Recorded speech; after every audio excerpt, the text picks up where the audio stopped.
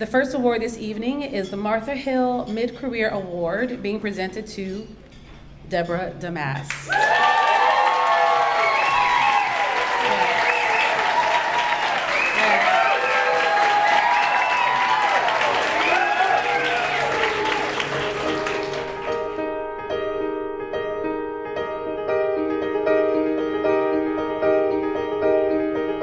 Now let me tell you something about Deb Damast. She's a mover, she's a shaker, she's a badass. She's an artist, she's a maker, she's a dance educator, she's an innovative thinker, an iconoclast, and she does it all with such style and grace, humor, compassion, and love in abundance. What she packs in one day, I can hardly keep pace. Her life and her work are an intricate dance.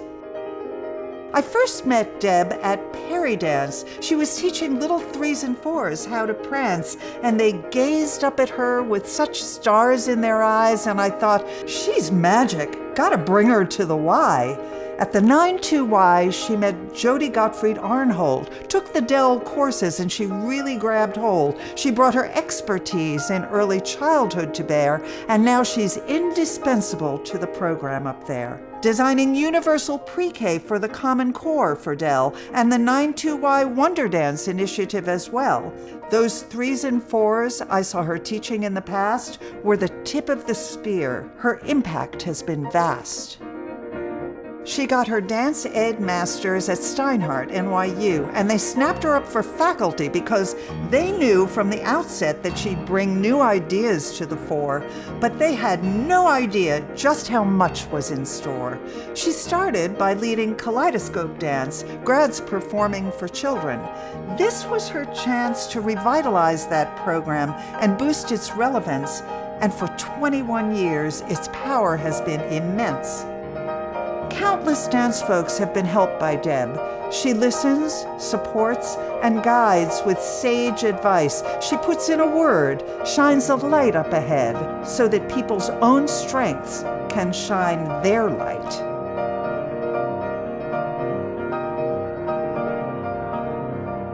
At Steinhardt, she started a unique program for study abroad in Uganda every year. By presenting to the Queen of Uganda that her students were there to learn as much as to teach, she got her ear.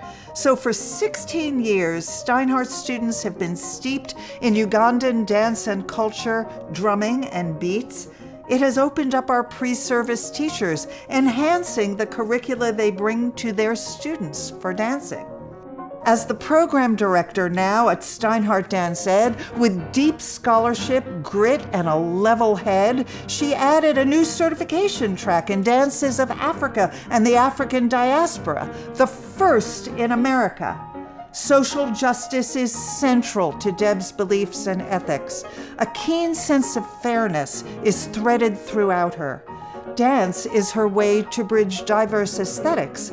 Bringing folks together in movement is her raison d'être. She's taught at Little Red Schoolhouse for over 2 decades. In the morning, teaching pre-Ks. In the evening, teaching MAs. Write an academic paper in the afternoon.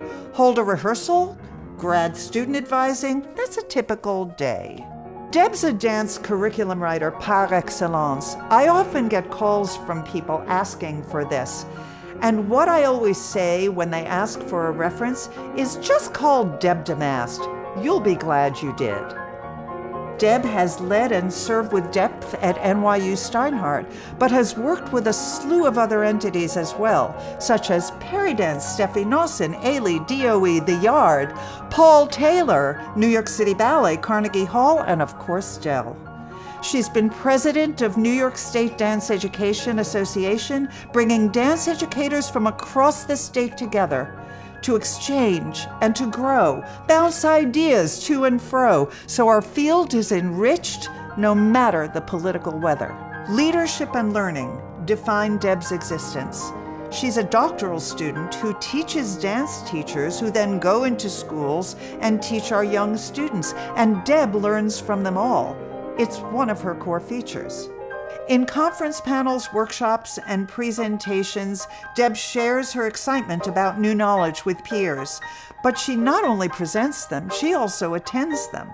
Lifelong learning is her mantra. The unknown holds no fear. Throughout all of this, Deb has led a dance company, performed her choreography across the country and abroad, both in theaters and outdoor sites, and at diverse events and ceremonies alike. She's won awards from NYU, NYSDA, and NDEO for outstanding dance teaching and leadership. But what doesn't garner awards is something I know, and that's her fabulous gift for simple friendship. What Deb has accomplished thus far in mid-career is more than most people achieve in a lifetime.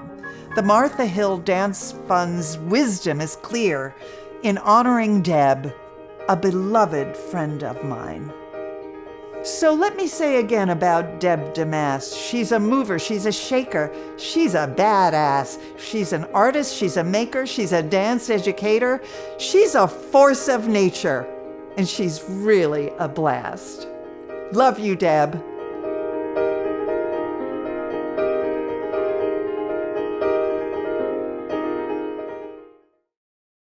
And speaking of another badass, Joan Finkelstein. I mean, just look at the boots, okay? Is an inspiring artist, educator, and leader in dance education. Among her numerous accomplishments, she served as director of 92nd Street Y Harkness Dance Center from 1992 to 2004, and the director of dance for the New York City Department of Education from 2004 to 2014. She is currently the executive director and COO of the Harkness Foundation for Dance, and we are all the better for it. Please welcome to present this award, Joan Finkelstein.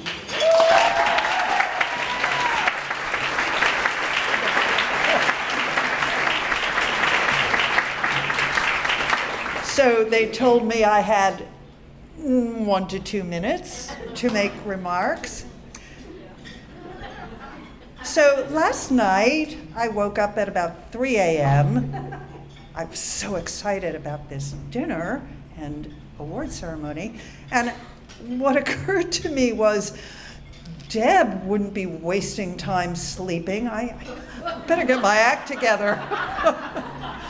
So I turned on my iPhone and I went to Instagram, and there were about 20 postings from Deb, and they all featured former Steinhardt students performing and bringing their kids to perform for her current Steinhardt students for Black History Month in a Sankofa program. And I thought, this is pure Deb. This is what she does. She works with people, and then she brings them together, and she shines their light. She takes a megaphone, and she puts them out there and celebrates them.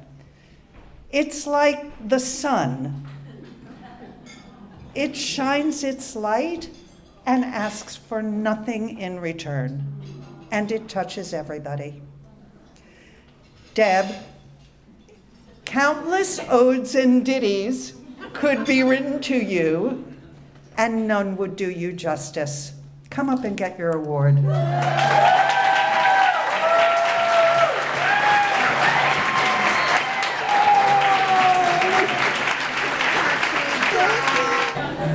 Wow, I believe I have a couple of minutes, so I'm going to use them and talk. Enjoy yourself. First of all, Joan, thank you for that run. You can't just do something like narrate a few words. Everything Joan does is so excellent and so thoughtful. For those of you that don't know Joan, you now know Joan, and you will be following her. She is my role model, my fearless leader, and among many strong women leaders in the room, Jody Arnold, over there. Carolyn Adams, over here. And so many of you that have inspired me and guided me. I'm also so honored to be here tonight and to be at the literal table with these icons of dance. Dion, Diana, Danny. It's the year of the letter D. That's right. And also at the table here is my mom, Lillian, who brought her love of dance and the arts to this country from Ukraine, and who made dance a part of every day of my childhood. And my husband, Tom, who many of you know, who illuminated stages around the world with his gorgeous dancing with Paul Taylor.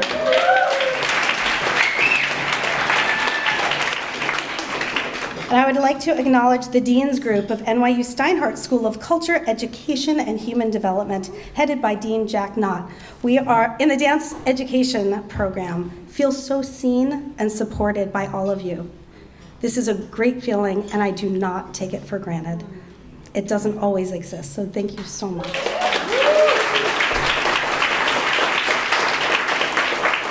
Dance has always been a part of my existence. I have always been in motion. Some of you that know me know I'm still in motion. And I feel so thankful to be able to work with all of you dance people here and to see the next generation of wiggly, creative kids find their voices through dance. This award is very timely and relevant for me as I serve as the director of the same program that Martha Hill founded. 90 years ago, she created the first dance and dance education curriculum at NYU, which paved the way for tremendous programming and countless alumni to wrangle their way through a transformation that occurs with learning new concepts, collaboration, and creative explorations. I'm so proud of the faculty, students, and alumni, both at NYU and in all the organizations that I work with, who are my extended family and who I learn from every day. I'm going to give a big shout out to my colleague at NYU, Allegra Romita, a force of nature in her own right, who rocks the dance ed program with me to keep us going at 100%. Yes. I've been teaching in New York City since 1988, at NYU since 2002, and now lead the dance ed program. I had 1 year of a steep learning curve, and the next year when I should have gotten my groove on, you all know what happened, March 2020. So that learning curve went from steep to vertical. Everybody said, how do you teach dance online? Well, you know what, we figured it out, and we did it with a little help from our friends and some tech support. I attribute my early dance training as a big factor for me not melting down completely. Yeah, we're here, right? We're late. And for those of us that are leading dance programs now, we have to work hard to advocate and to educate. Not everyone automatically knows or understands what we do. You teach dance in college? That must be fun. You teach dance to kids? Oh, how adorable.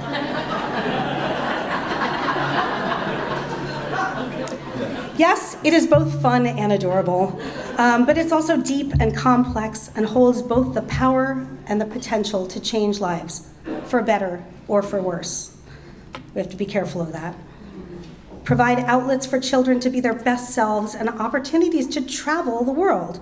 Tom and I both talk about the places we have been, we're able to go through dance. We learned about cultures and practices other than our own. When we learn somebody else's dance, we learn about them and widen our cultural lens. And speaking of that, if you have not seen Michaela Malazzi's PBS Dance Travel Show, Bare Feet, she's right there. Michaela! You should check it out. It's an excellent tool to bring the world of dance to us. Thank you, Michaela. So leadership and teaching aren't just about knowing everything or having all the answers. It's about being willing to try and to listen and to a commitment to making your environment a better place than it was for everyone. And leading with love and kindness does not indicate weakness, just the opposite. Teaching is helping. As my teacher, Diane Duggan, always pointed out, when we're having a rough day with a rough student, always look for the good. Thank you, Diane. I've been in numerous leadership roles, including teaching, directing programs, and choreographing. Like many of us dance folks, I didn't take courses or train for it, but we are dancers and dance educators and figure it out. We work hard, we show up, we roll up our sleeves, and we do what needs to be done. We understand teamwork and cooperation, and we can organize. Dance can teach us many lessons through embodied experience that we translate and transfer to other aspects of our lives, and which has personally provided me with many of the solutions I need in leadership. With the advent of AI and ChatGPT and a million other stressors, yes, Christy, I'm reading those emails. Dance is uniquely positioned to counterbalance and support our new world and bring embodied knowledge and strength.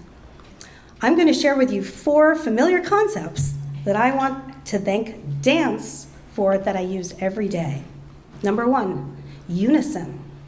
It means being together, dancing together.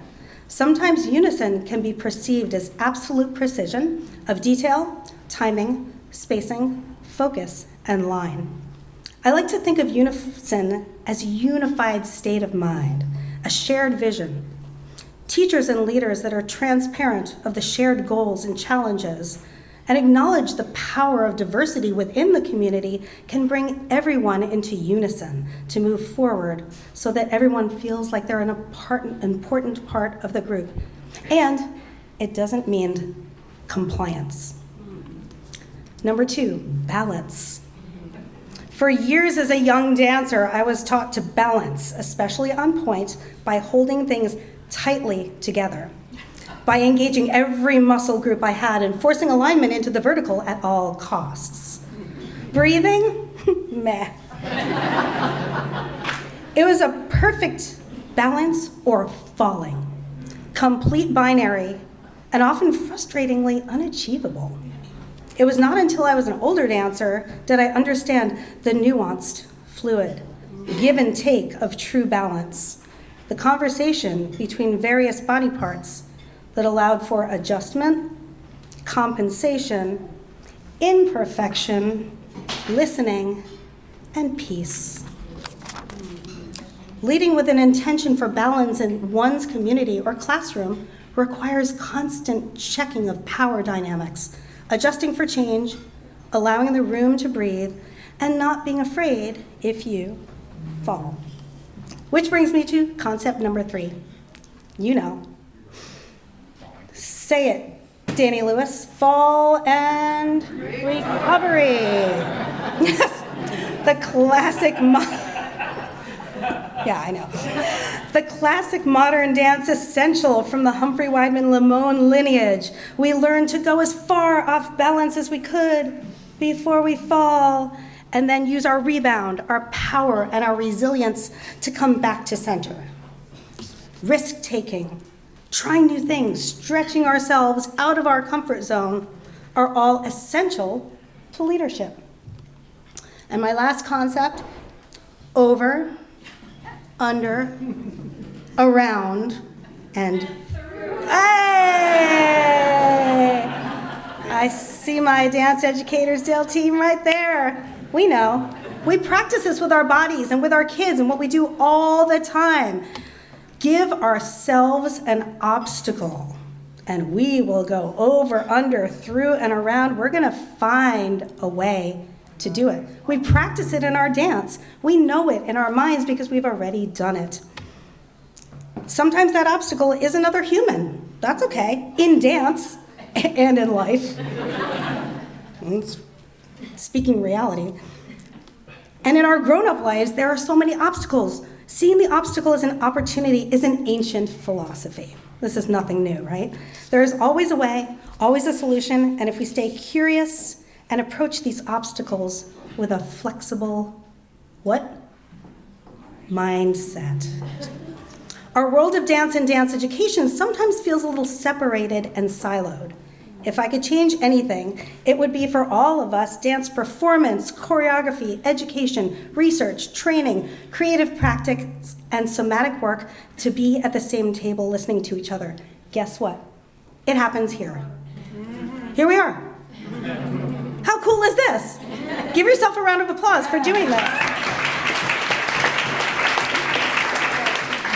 Martha Hill brought professional dance and dancers into a school of pedagogy, and she advocated, negotiated led by example, and never gave up her vision. I am so honored to receive this award, and I promise to Martha Hill and to all of you gathered to celebrate her that I will continue to build on this legacy, to lead and to listen with my heart, my spirit, and my dance. Thank you all very much.